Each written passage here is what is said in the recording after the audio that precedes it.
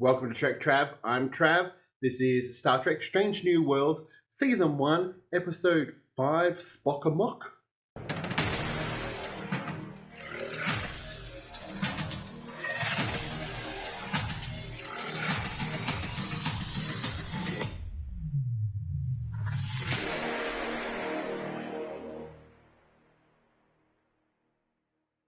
I think I figured it out. I think I worked out what I feel about this series.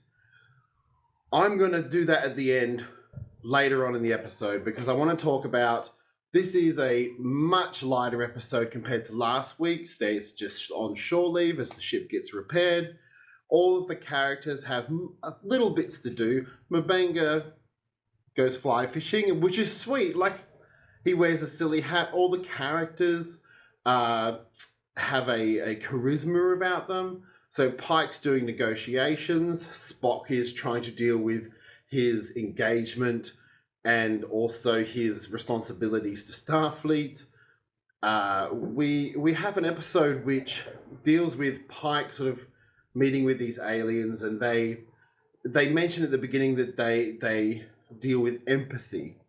And what we notice is throughout the episode that these aliens change their personalities for who they meet. And it's an interesting thing because at the end of... spoiler alert. So go watch the episode, come back. So Pike deals with them. They get along really, really well. We see that they got with the Tellarite and they were just arguing. And then we find out that they don't want to talk to Pike. They want to talk to Spock, and then we go to Spock, and they talk to Spock, but they're really logical. So they show the emotions of each person that they're with. We have Una and La'an playing Enterprise Bingo, which all stems from them being called essentially just, I want to say workaholics. They're not workaholics. It's basically where fun goes to die. Is the saying that they used, and they do you know what, their characters in this episode were really engaging. They were just having fun, like they were meant to be working, but they're also turning work into fun. You had Spock, obviously. Spock later in the episode body swaps with his betrothed to Pring, and they see each other from a different point of view, and it's a bit awkward. There's a bit of awkwardness between them two having to do each other's duties. Spock obviously gets too emotional. T'Pring gets too logical.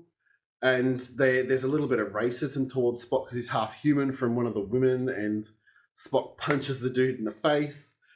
We have Nurse Chapel dealing with her relationship. She doesn't want to settle down, but then she gives advice to Spock on how to handle his relationship and how to handle the situation. And they have a real chemistry there. You have Ortegas and Chapel building their relationship as friends. You get a bit more of Ortegas in this episode. Like every character in this episode, the plot of the story is a body swap, which is moderately, I want to say it's unbelievable within Star Trek body swap because they just swap their minds because they're meditating. And then I sit there and I go, well, we have transporters of warp and aliens. So it's not a huge leap, and it's you know what? It's one of the best episodes. Do you know what? It is my favorite episode of the season, and I don't know why. I think it's because last week we had so much tension, and there was all of that how they work as a team, and this week it was all about them as people. Then you had Una and La'an showing what their personalities were like. Like they do work hard, but they also want to have fun. You have Pike being the leader and the diplomat and trying to work things out. You have Robert April in there who's trying to get Pike to stand up. Spock has to come in and help, but it's not Spock, it's T'Pring. Like there's all these interpersonal relationships and all of this building and this changing. They're on Starbase 1, which has these I want to say like Earth pods or domes. And so they're in the woods and they're talking and I don't know how to describe it. It's a really good episode, and it basically ends on the note that with the aliens, they empathize with other people. What they actually wanted was someone to empathize with them. And Pike figures it out at the end. He basically says, you don't have to join the Federation. You don't have to be this. And they do bring up the fact that the Federation sort of homogenizes other cultures and they all become part of it and they lose something, which has been brought up in Star Trek discussions for ages. It certainly had a lot of things going on, but it was a basic shore leave episode. And do you know what? Their character interactions were the most realistic. Whatever we got in the TNG era, got people on shore leave, it was always just a bit awkward. Like, I don't know how to put it. They were so trying to adhere to Gene Roddenberry's vision that they didn't let the characters sort of stretch too far away from what they are. But in this episode, you see them just being themselves outside of the work environment. And I really enjoyed that. What did I discover about this episode? This is my favorite Star Trek series of the new series. And you know what? It's on its way to be my favorite Star Trek series ever. Something about the characters just clicked in my head, and I'm just going, you know what? I like everyone here. Even Kyle, the transporter chief, has one line, but I still enjoy it. I really, really enjoy these episodes. I really, really connect with these characters. Anson Mount's putting in a lot. Rebecca Romaine's putting in a lot. All of the actors bring their A game. And the actress who plays Nurse Chapel, like, you can see that she cares for Spock. You can see she has feelings for Spock. And it's a really interesting dynamic that they've built within these characters that, so we've come in on the second 5-year mission. So some of these characters know each other, some have worked together, some have hung around.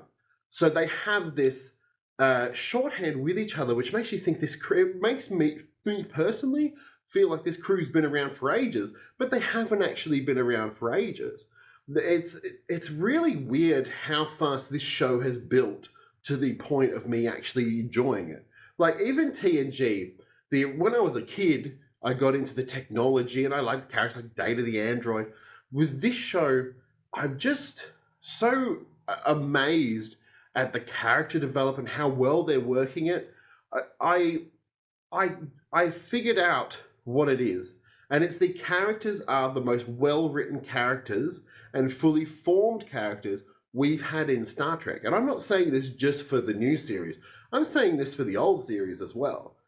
Don't tell me you didn't cringe at Deanna Troi wanting to eat chocolate fucking ice cream. Don't tell me that you didn't cringe when they tried to make a joke and it's just not very funny. This show, I actually sort of giggled at some of the humor.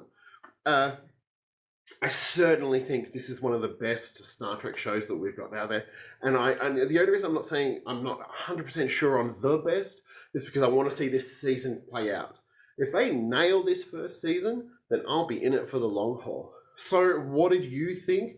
Make sure to like, comment, and subscribe.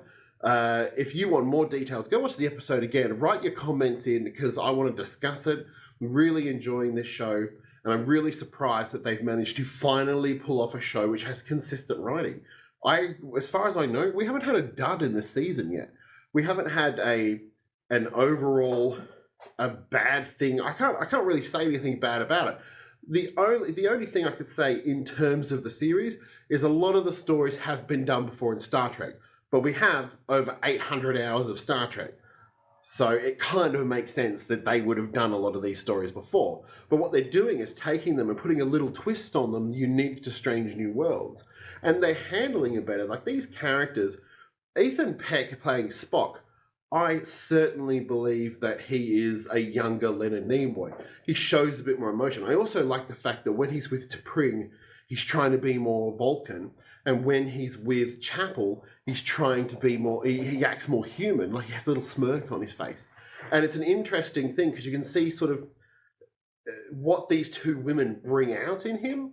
And it's a really interesting play on everything that's going on. And Anson Mount has charm and he figures out at the end about the empathy. There's a lovely little speech about empathy. Watch the damn episode. We get Uhura's not in it very much, but she's just sort of instantly curious about the species and how they communicate and what they do. So many characters of which have managed to just build really, really well and really, really hold up. So that's my review. Make sure you check out my other videos. Got Star Trek, Strange New Worlds every week, Star Trek Prodigy on Tuesdays. I missed this week, I am sorry. And we need subscribers and comment and come back, because there'll be plenty of Star Trek content and it'll only be getting better.